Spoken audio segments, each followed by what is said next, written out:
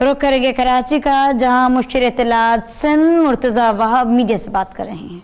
बल्कि जो सनतें खुली हुई थी, जो सनतें काम कर रही थी, ये गैस के नर्ख बढ़ा के, ये सख्तियां करके, ये फजूल के रेगुलेटरी फ्रेमवर्क डाल के आपने उन सनतकारों को परेशानी में लाक किया है। आपने उन सनतकारों को मजबूर किया है कि वो अपनी सनतें बंद करें। इस वक्त सनतकार परेशानी से लाक है। सोचें उस गरीब मजदूर का क्या होगा जो कि डेली वेजेस पर काम कर रहा था, जो सुबह से लेकर शाम तक मेहनत करता था ताकि शाम को वो 2 रोटी अपने बच्चों को खिला सके। अब वो सनतें बंद हो रही हैं, ना गरीब आदमी का चूल्हा चलेगा और ना रियासत पाकिस्तान वो डॉलर कमा पाएगी, जो कि बहुत ज़रूरी है। मैं समझता हूँ इस हुकूमत को थोड़ा सा एहसास पैदा करना चाहिए, थोड़ा सा इंसाफ करना चाहिए अपनी पॉलिसी में। कब तक गरीब आदमी की परेशानियों में इजाफा करेंगे अपने इख्तिदार को तूल देने के लिए? कब तक ये इन्फ्लेशन में इजाफा करेंगे? कब तक रुपए के नए नोट छापेंगे? वजीर आजम साहब, आपने वादा किया था इस कौम से, आपकी पार्टी ने वादा किया था कि वजीर आजम इमरान खान आएगा तो दूसरे रोज 200 अरब डॉलर पाकिस्तान वापस आ जाएंगे। और क्या कहा था?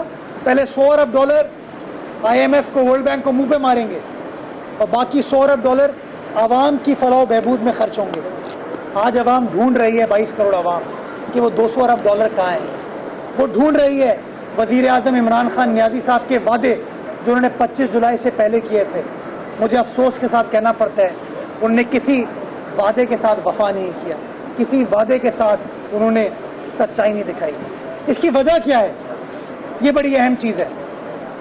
उसकी वजह यह है कि वजीर आजम का एक ही मकसद है कि वो अपने इख्तिदार को तूल दें।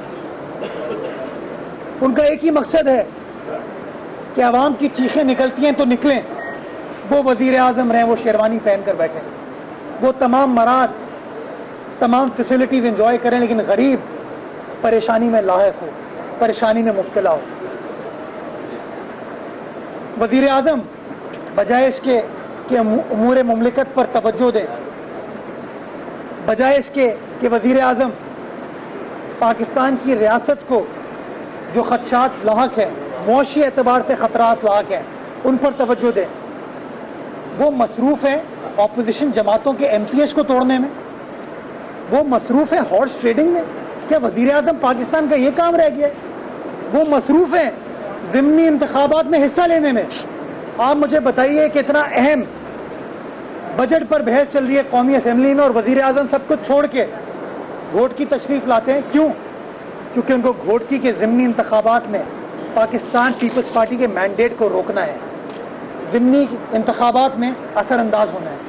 उनको इंतकाल पर महर बिरादरी से ताज़ियत करने का ख्याल 28 रोज़ तक नहीं आया।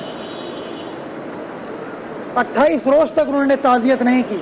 लेकिन जब इलेक्शन का शेड्यूल अनाउंस होता है, जब कैंपेनिंग स्टार्ट हो जाती है, जब कागजात नामजदगी का प्रोसेस स्टार्ट हो जाता है, स्क्रूटनी का प्रोसेस स्टार्ट हो जाता है, तब वजीर आजम घोटकी दौरे पर तशरीफ़ लाते हैं और घोटकी के अमायदगीन को बताते हैं कि वफाकी हुकूमत किसके साथ खड़ी हुई है। क्या ये तहरीक इंसाफ का वतीरा है? क्या ये वो रूल ऑफ लॉ है जिसके बारे में खान साहब माजी में बात करते थे? क्या ये है वो तहरीक इंसाफ जिसका वादा खान साहब ने 22 से इलेक्शन से पहले किया था? इसके बरक्स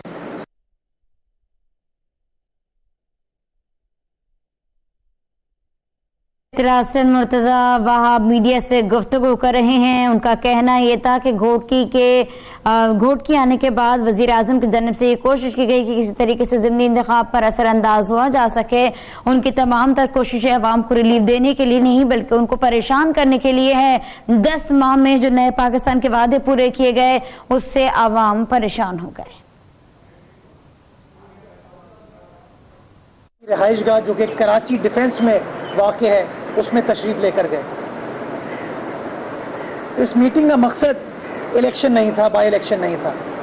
जाम सैफुल्ला धारेजो जैसे कि आप सब जानते हैं 6 बार पाकिस्तान पीपल्स पार्टी के टिकट पर MPA मुंतखब हुए हैं। मेंबर कौमी असम्बली मुंतखब हुए और माजी में हमारी काबीने का हिस्सा रहे, उन्होंने एक बार फिर पाकिस्तान पीपल्स पार्टी के ख़ानदान में शमूलियत का ऐलान किया।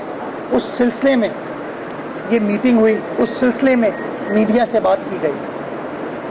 आपका कैमरा गवाह है कि जब निसार खोड़ो साहब ने या वज़ीर आला साहब ने मीडिया से बात की तो कोई बात उन्होंने खुद ज़िमनी इंतखाबात के बारे में नहीं की। उन्होंने बात की कि हम जाम सैफुल्लाह धारेजो को वेलकम करते हैं पाकिस्तान पीपल्स पार्टी में, और पीटीआई के पार्लिमानी लीडर शह सुर्खी बनाने के लिए कहते हैं कि ये ज़िमनी इंतखाबात पर असरअंदाज होने का प्रोसेस स्टार्ट हो चुका है। वो इल्ज़ाम लगाते हैं कि हम घोटकी तशरीफ़ लेकर गए थे। नहीं भाई, घोटकी नहीं गए थे। थोड़ा हकीकत पर बात करें, रियलिटी। मुशीर इत्तलात मुर्तज़ा वहाब मीडिया से गुफ्तगू कर रहे हैं, जहां उनकी तरफ से कहा गया कि बड़े बड़े दावे करके, वादे करके ये हुकूमत इक़्तिदार में आई थी, लेकिन इक़्तिदार हासिल करने के बाद अपनी हर कही बात से पीछे पलट गई।